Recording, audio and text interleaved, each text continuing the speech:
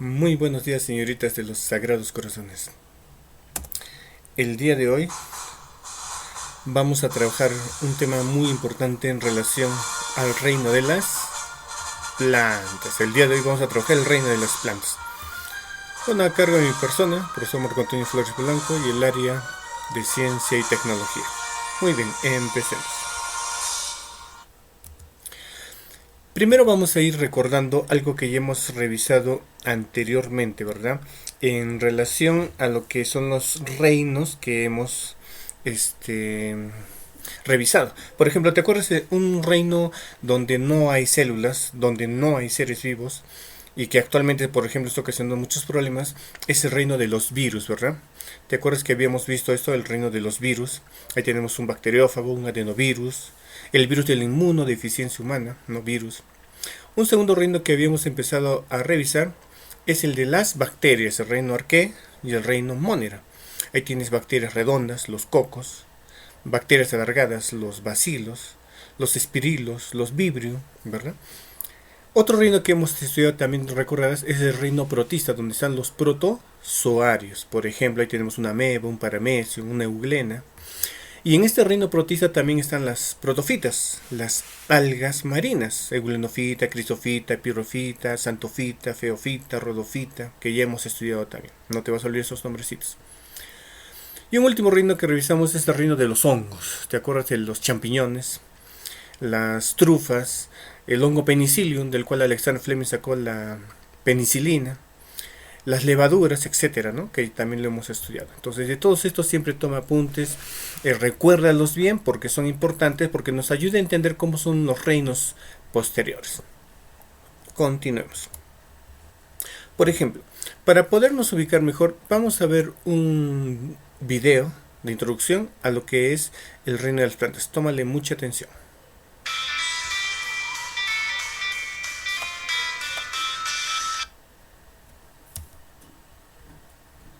Perdón, otra vez.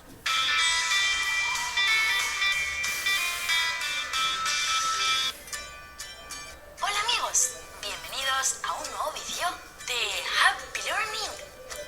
Hoy vamos a conocer lo importante que son las plantas, sus principales características y también su clasificación. Os presentamos al reino de las plantas. Ya sabéis que las plantas no pueden desplazarse de un lugar a otro. Como veis en las imágenes, la gran mayoría están sujetas al suelo por medio de las raíces.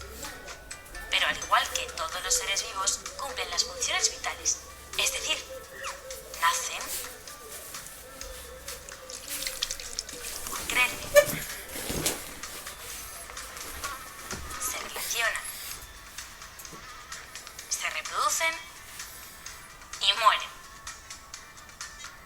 Como podéis ver en estas imágenes, hay muchísimos tipos de plantas.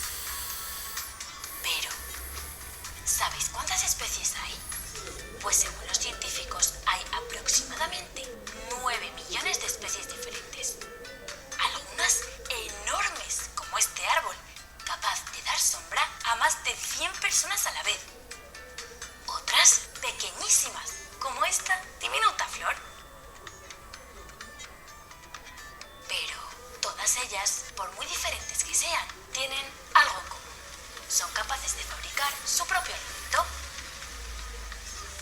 Las plantas no se alimentan de otros seres vivos como hacen los animales, sino que fabrican su propio alimento gracias a la fotosíntesis, un proceso en el que transforman la luz del sol y la materia inorgánica que encuentran a su alrededor en alimento. La fotosíntesis es importantísima para las plantas, pero también para todos los seres vivos, ya que en ese proceso liberan oxígeno a la naturaleza. Y sin oxígeno, ninguno de nosotros estaríamos hoy aquí viendo este vídeo. ¿Son importantes las plantas o no? Las plantas fueron una de las primeras formas de vida que apareció en la Tierra, gracias a su capacidad de no depender de otros seres vivos para sobrevivir. Su color más predominante es el verde, y este color se lo da la clorofila. una sustancia imprescindible para realizar la fotosíntesis. Clasificación de las plantas. Como os hemos dicho, hay muchísimos tipos de plantas, pero las podemos clasificar en 4 grandes grupos para conocerlas mejor: algas, musgos, helechos y fanerógamas. Las algas no tienen raíces, tallos ni hojas. Viven en el agua, tanto en el mar como en los ríos, y son las plantas más sencillas. Los musgos también son plantas sencillas. Viven en tierra firme, pero necesitan mucha humedad.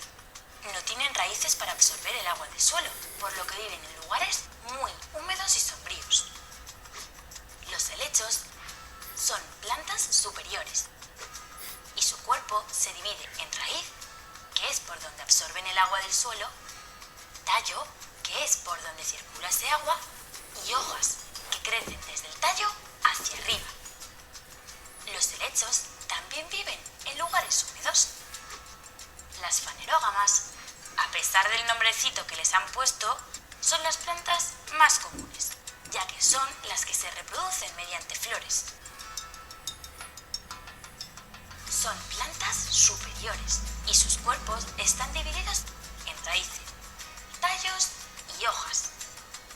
A este grupo pertenecen, por ejemplo, los árboles. Bueno, ya hemos conocido un poco más de las plantas y de la importancia que tienen para el resto de los seres vivos. Así que, ya sabéis, hay que cuidarlas y respetarlas. Adiós, amigos, hasta el próximo vídeo. Ah, y no olvidéis suscribiros a Happy Learning TV. Muy bien, queda el video interesante, ¿verdad?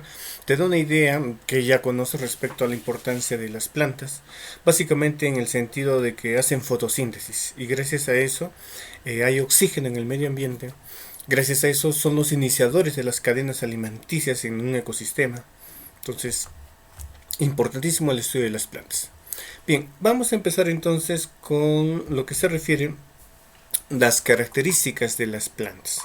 Por ejemplo, dentro de lo que son características de las plantas, las que hemos estado revisando, el tipo de célula, ya dijimos que es eucariota, ¿verdad? Eucariota, ¿qué significa? Que tiene núcleo.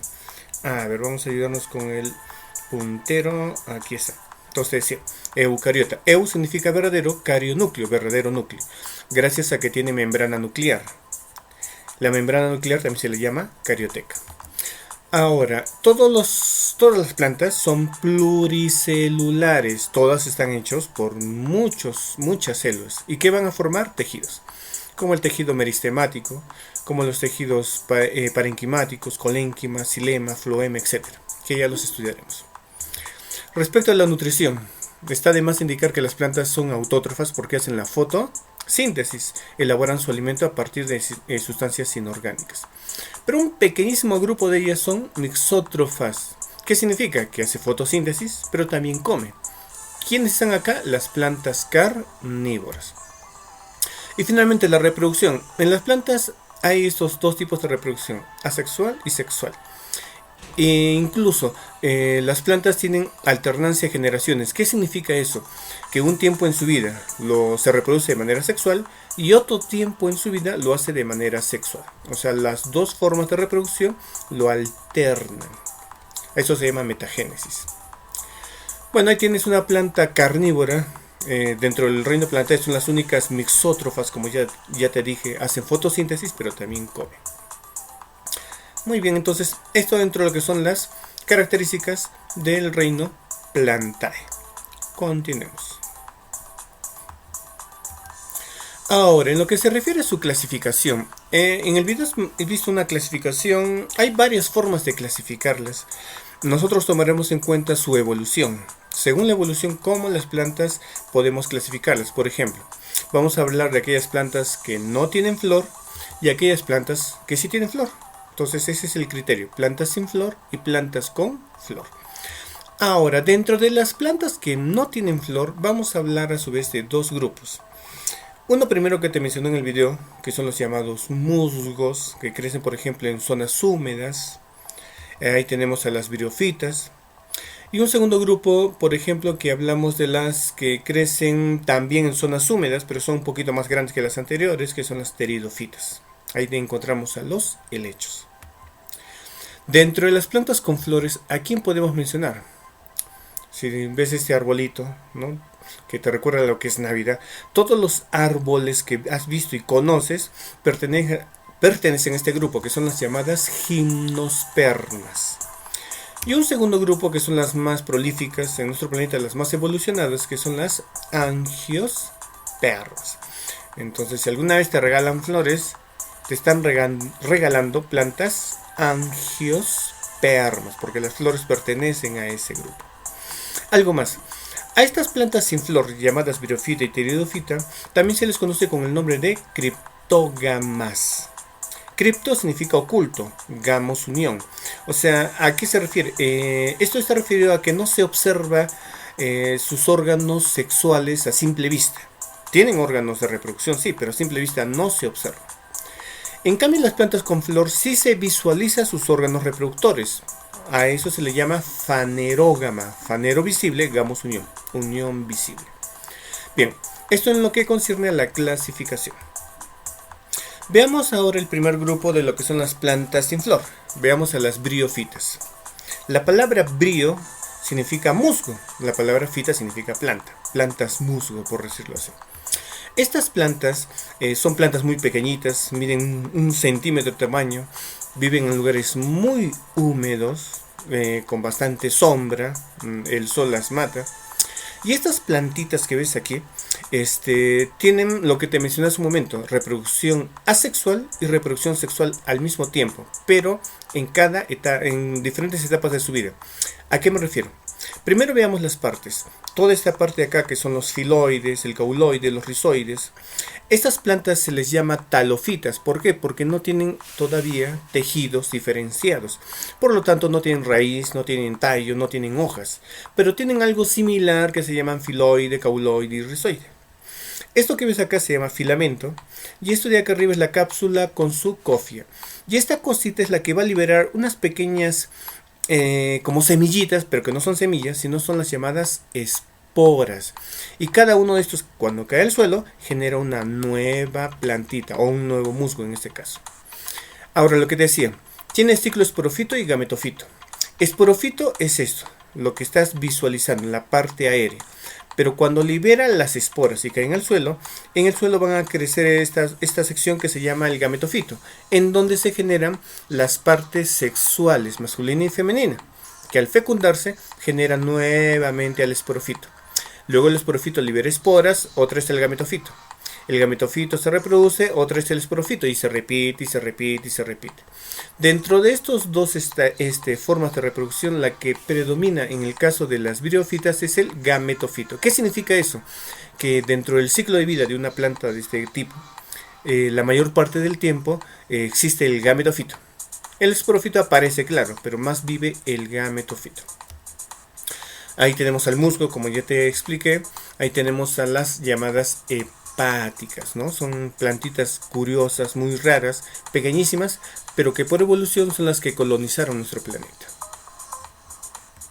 El segundo grupo de plantas sin flor son las pteridofitas. Pterido, helecho, plantas helecho. Y también las colas de caballo. Aquí vamos a encontrar, por ejemplo, un helecho, que son las plantas más comunes en la casa. Tenemos muchas de ustedes deben tener helechos en sus macetas. Esta plantita llamada helecho, por ejemplo, vamos a encontrar que sus hojitas en la parte de atrás, porque una hoja tiene haz y tiene envés, entonces en la parte de atrás, en el envés, vamos a encontrar estas estructuras que se llaman esporangios, dentro de unas manchitas llamadas soros. Estos esporangios, como su nombre lo indica, liberan esporas. Estas esporas caen al suelo y van a generar a esta estructura que es el llamado prótalo, donde se encuentran la parte masculina y la parte femenina, el gameto masculino y el gameto femenino. Se unen, forman el cigoto y este cigoto origina una nueva planta, la cual empieza a crecer, forma las hojitas y otra vez salen las esporas, cae al suelo, forma el prótalo, otra es una plantita y se repite y se repite y se repite. Entonces hay una manera asexual de reproducción el esporofito, y una forma sexual de reproducción que es el gametofito. Ahora, ¿cuál de estos dos predomina? En este caso, a partir de acá, quien predomina es el esporofito. ¿Qué significa? Que siempre vamos a ver las hojitas. Si tú tienes esta planta en tu casa, siempre las vas a ver. Pero cada cierto tiempo se van a reproducir de manera sexual. Pero esto siempre permanece, siempre es constante. Por eso el esporofito es la fase dominante. Como ya dijimos, aquí encontramos a los helechos, que son plantas grandes. Hay incluso plantas de este grupo que viven varios metros, son plantas enormes. Encontramos a la cola de caballo, muy utilizado en los mates.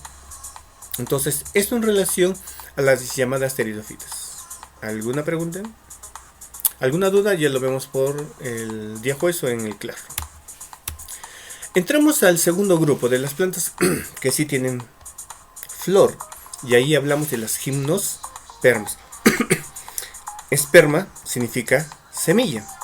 Gimno significa desnudo o descubierto. ¿Qué significa eso? Entonces, semilla desnuda o semilla descubierta. Esa es la traducción etimológica. Vamos a encontrar aquí que, por ejemplo, las gimnospermas son todos los árboles que has visto, ya sea de pino, de abetos, de cedro, el eucalipto, etcétera. Todos los árboles que ves en un bosque o en un parque, todos son gimnospermas, muy utilizados en la industria maderera, ¿no? Debido a que tiene un tallo muy grande. Ahora, las gimnospermas también tienen el ciclo de alternancia, donde un momento se reproducen de manera sexual y otro de manera sexual. Y el que te muestro acá es el de manera sexual. No sé si te has fijado que algunos árboles tienen esas estructuras, más que todo esta de acá, que se llaman conos, por eso se les llaman coníferas a estas plantas. Tienen conos femeninos y tienen conos masculinos. Los conos masculinos generalmente están en la punta de las plantas, en la parte aérea, en la parte más alta. Y los conos femeninos se encuentran en la parte más baja. ¿Por qué? Porque cuando va a haber la reproducción sexual, los conos masculinos liberan a su gameto masculino, y el cual va a empezar a caer por gravedad y va a ir fecundando los conos femeninos. Y una vez fecundados, estos caen al suelo, y si están en condiciones óptimas, empiezan a desarrollar una nueva plantita. Aquí te menciono, por ejemplo, un árbol muy conocido a nivel mundial porque es gigantesco, más de 50 metros de largo. Es el llamado General Sherman. Este árbol que ves aquí, por ejemplo, mira, aquí ves una persona. Mira el tamaño de este árbol, es gigantesco. Esta es una secuoya. El General Sherman es un árbol que está en los Estados Unidos. Tiene varios miles de años de edad. Parecieran que fueran perennes estas plantitas, pero es un individuo típico de las gimnospermas. Entonces, recuerda bien, todos los árboles que veas, todos son gimnospermas. Y lo que ves del árbol es el esporofito. Y estas partes que están dentro de él son los gametofitos. Muy bien, continuemos. El último grupo dentro de las plantas son las llamadas angiospermas. Como ya dijimos, esperma es semilla. Angio significa cubierto. Entonces la traducción, semilla cubierta. ¿A qué se refiere? A que estas plantas van a desarrollar fruto, y dentro del fruto se va a encontrar ¿quién? La semilla. Ahora, un ejemplo típico es esto. Es una planta típica, no todas son iguales, pero es un ejemplo típico de una angiosperma, ¿no? Con raíz, tallo, sus hojas, sus flores, ¿no? En general, toda la parte vegetal que observas, la parte vegetal, es el esporofito. Y la flor que se forma es el gametofito. Si alguna vez has revisado una flor contiene los órganos sexuales de una angiosperma. Esta parte central es el llamado pistilo. Y estos de acá son los estambres. Pistilo, que es la parte femenina, y estambre, que es la parte masculina. Aquí, por ejemplo, intervienen los insectos, aves, el aire, incluso el ser humano, ayudar de que los granos de polen que están en la llamada antera, ¿no?, vayan a caer al pistilo, lo fecunde y se desarrolle el fruto y la semilla. Ejemplos de plantas angiospermas, bueno, son muchos. Por ejemplo, el árbol del manzano. Ahí tenemos a Isaac Newton. Habrá escuchado hablar de él, que cuando estuvo descansando en un árbol le cayó una manzana y de ahí le nació la idea de la teoría de la gravedad. Otro tipo de planta angiosperma, por ejemplo, es la caña de azúcar, del cual se saca el azúcar que consumimos. Otras son todas las flores que ves, como esta, la margarita, es otro ejemplo de angiosperma. Otro, por ejemplo, es hablar de los cactus, ¿no? Que también tienen flores, ¿no? Entonces, todos estos son ejemplos de plantas angiospermas. ¿Y hay más tipos? Claro que hay más tipos, pero estos son solamente algunos ejemplos. Bien. Bien, finalmente, para hablar de la nutrición de las plantas, tú sabes que las plantas se nutren de forma independiente, es decir, producen su alimento. Su nutrición, como ya dijimos, es autótrofa. Ellos hacen la fotosíntesis. Veamos este esquema. Para que pueda hacer fotosíntesis una planta, se pueda nutrir, primero tiene que absorber a partir de sus raíces, ¿qué cosa? Agua y sales minerales. Y a eso se le conoce con un nombre, savia bruta, el cual es conducido de abajo hacia arriba a través de un tejido llamado xilema, un tejido vascular llamado xilema. Entonces, de abajo hacia arriba se conduce a todas las partes de la planta. Ahora, después de la absorción, entonces la planta va a hacer la fotosíntesis. ¿Y dónde hace la fotosíntesis una planta? En las hojas. Y toda parte verde de una planta va a hacer la fotosíntesis. Ahora, ¿por qué es de color verde? Porque tienen una sustancia llamada clorofila, la cual, en relación con la luz solar, en relación con el agua que está absorbiendo, con enzimas, con dióxido de carbono, la planta va a elaborar glucosa, por ejemplo, sustancia orgánica. Y todo lo que produce la planta por la fotosíntesis se le va a llamar savia elaborada, que se conduce tanto hacia arriba como hacia abajo por un tejido llamado floema. En conclusión, la savia bruta se conduce de abajo hacia arriba por el xilema. La savia elaborada se conduce hacia abajo y también hacia arriba por el floema, tejidos de conducción. Bueno, finalmente una planta también hace la llamada respiración y transpiración. Las plantas transpiran, claro que sí. Cuando hay mucho calor, la planta libera agua a manera de refrescarse, y también la planta va a respirar, va a captar oxígeno y liberar dióxido de carbono. Algo curioso es que las plantas tienen unas pequeñas células en parejas que van a formar una abertura llamada estoma. El estoma es una pequeña abertura que tienen las hojas de la planta que le permite a la planta respirar, captar oxígeno y liberar el dióxido de carbono. Pero también a través del estoma capta el dióxido de carbono para que pueda realizar su fotosíntesis. Muy bien, entonces en nutrición de las plantas nada más. Para terminar, solamente mostrarles aquí, ¿no?, la foto de los Sagrados Corazones hace muchos años. Esto queda en la calle San Juan de Dios, que ahora es el Colegio Padre Damián.